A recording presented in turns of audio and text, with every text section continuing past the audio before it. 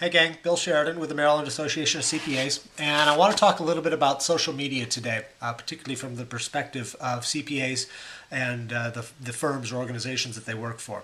It still blows my mind that here we are 4, 5, 6 years into this whole social media movement, and there are still people out there who are questioning the value of being in the social space. Keep hearing the same questions over and over again. Should I be paying attention to this stuff? Is there real value to me and my organization being there? Do I need to be working in the social space? And the answer, at least as far as I'm concerned, is yes, yes, and yes.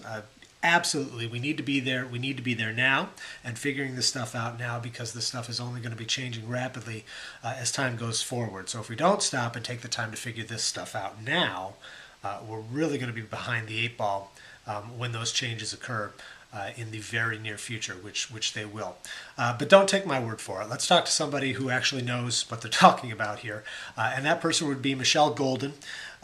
Here's a book that Michelle has written. It's called Social Media Strategies for Professionals and Their Firms. Great read, great advice in here for CPAs, CPA firms of all sizes, how to get started, what all this stuff means. Yeah, here's a picture of Michelle right there. So this is the person we really want to be talking to, and I actually had a chance to do that at a conference not too long ago. Michelle and I sat down, had a little discussion about social media and what all of that means for CPAs today and why it's important that they be paying attention to it. So here's what Michelle had to say.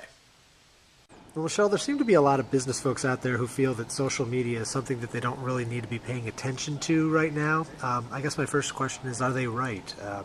Is social media an optional thing at this point? Yeah, it probably still is as far as diving into it and all of that goes, but it's something that really we should be paying some attention to. It's not going to go away right away. The term social media might go away soon because it's kind of like Web 2.0. It becomes cliche. Really what it is just interactive internet, which is basically just the internet now, the way that it is. So I think that looking at social media tools for a business purpose, which is I think what we're talking about here, is pretty important because it's just the new replacement, say, for the telephone types of conversations and for email types of conversations. In fact, most social media tools that we use, Facebook, LinkedIn, etc., even Twitter, have built-in replacements for email right into them. So what we find is that we have a lot of younger people who are not using email. Even organizations like Harvard and whatever aren't giving their students email addresses anymore. So I think that we do need to look at it as a communication tool, and we'd be remiss in not looking at it. But does that mean every accountant needs to go out and get a Twitter account? Not necessarily. On the flip side, I think you do need to have a strong online presence, particularly being findable on the web, which is generally going to take some involvement online, like LinkedIn at a minimum. It seems to me that this is an evolution in the way that we kind of communicate and collaborate. And so, while at some point down the road, the tools might change, but that evolution will just will continue, you know what I mean? Correct. Exactly. I think there will be something else, and building your investment in your Facebook presence or your investment in your LinkedIn presence, it's permanent enough with the saturation that both of those tools have. I didn't name Twitter specifically. LinkedIn having some 70 million users, and it climbs every single day, and Facebook having like 500 million users. Those forums aren't going to just disappear overnight. What we might find, though, is that they're replaced with something better. It was amazing to a lot of people how fast MySpace came and went, even though it had a pretty good level of usage. So certainly a lot of people get annoyed with Facebook, especially with their policies and practices, but I don't really see it going anywhere.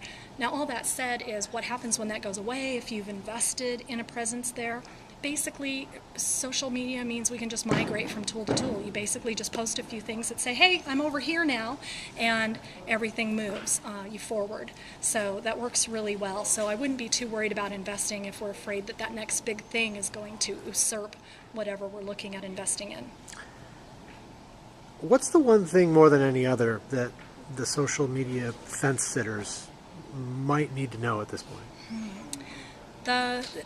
By fence sitters, I see a couple of different things. I see people who just don't really understand what social media can help them achieve or how they should really use it in their practice. So the fence sitter is maybe the person that needs to just get some more education about what social media really are and how they can help them in their practice. The other kind of fence sitter is really the kind that is afraid of it and actually creating policies and practices in their firms that lock it out.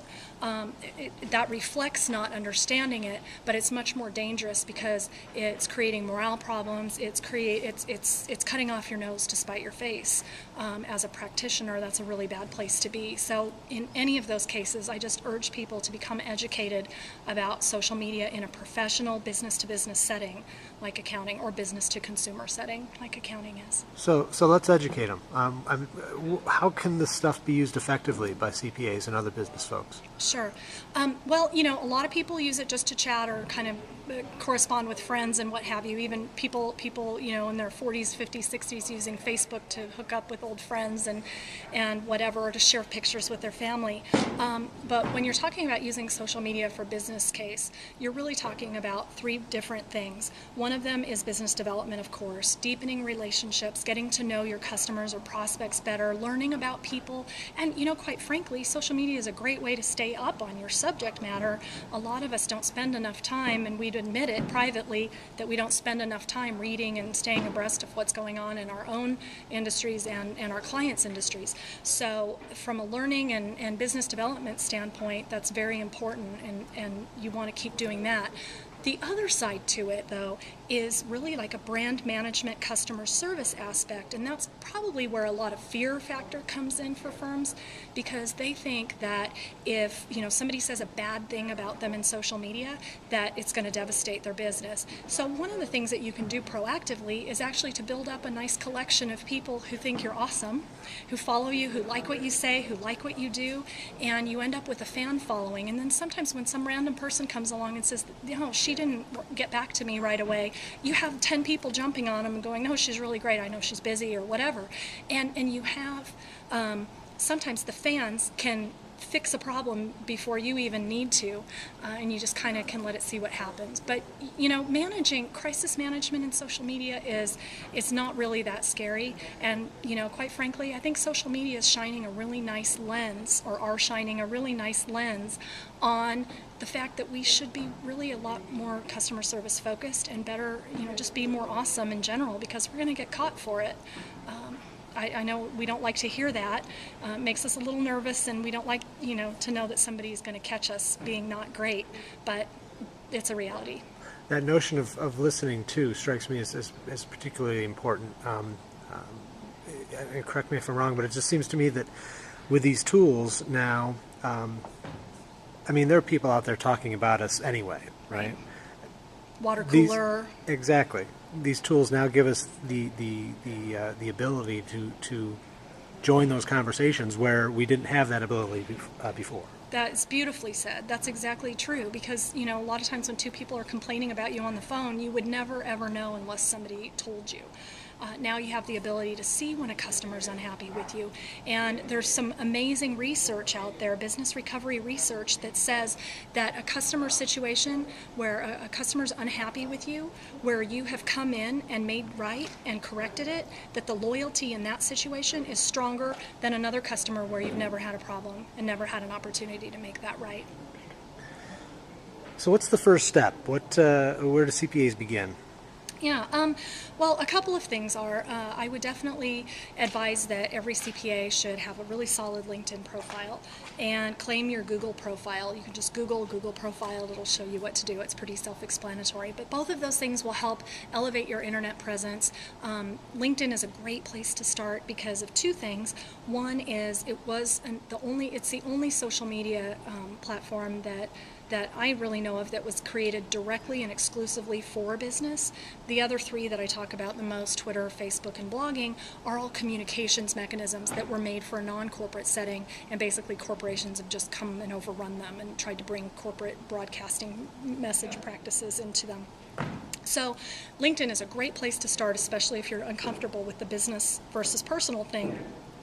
The other thing that's great about LinkedIn is that it gives you a little bit of status updating, which is kind of like Twitter and Facebook, and it gives you the ability to answer questions, which can feel a little bit like blogging. So it kind of gives you an introduction to the types of things that some other social media tools offer. So, and then you have a homepage where you see sort of a running feed of your contacts words, which is very Twitter-like. So it's kind of a nice intro to all of them. The other thing is get educated. AICPA members can access some tools that the AICPA has put together that I helped with, and I'm really excited about. Free for PCPS members is a social media toolkit that's very comprehensive. And then, of course, I have a book that just came out. I was going to say, tell us about the book. Yeah, You've got a copy right there. I do. Show us. Social Media Strategies for Professionals and Their Firms, published by John Wiley and Company, and this is the very first copy that my editor sent me on Friday, so it's hot off the press, and they haven't even shipped yet to Amazon, so they are on their way, but I'm super excited. I'll tell you, a year and 6 months ago, I never thought I would have a book. Actually, it's a little bit of a blog success story that John Wiley called me because of my blog and asked me if I would contribute to the book, or contribute a book, or be willing to. And what's interesting is they said it's not a shoo-in, just because, you know, we know that you can write, and we know you know about this topic, and we produce titles for financial professionals. They said, we kind of want to know that you have some social capital. We want to know that you can help us market the book or whatever. So who do you know? How big is your network? Which I found really interesting and intriguing about the publishing process. So I digress, but just to kind of, you know, let you know that there's value in that. So anyway, I wrote the book over the last year, and here it is, and I hope it'll be really useful. It basically walks, it's a guide, so it walks people through the process of understanding what social media are, some history and some background of how these tools came about and why they exist, which is really important for understanding the tone of using the tools. And then I have a section dedicated, it's what is your purpose? What are you doing with it? And it's dedicated to really understanding what you want to achieve and walking step by step. It's actually got a lot of marketing strategy stuff in it, how to create the strategy that you're going to use. And then I have the how, which is sections on LinkedIn, Twitter, Facebook, and blogging, how to use each of these tools, and then the tips section. So it's pretty, you know, it's meant to be just kind of flipped through, not necessarily read front to back, but I hope it'll be a good tool. And that'll be available on Amazon? It's on Amazon. I think it's also on Barnes & Noble and the other sites, and it's available for pre-order already, and it's shipping in the next couple weeks. Well, Michelle Golden, congratulations on the Thank book, you. and thank you for joining me today. I appreciate it. Thanks, Bill. I appreciate it too.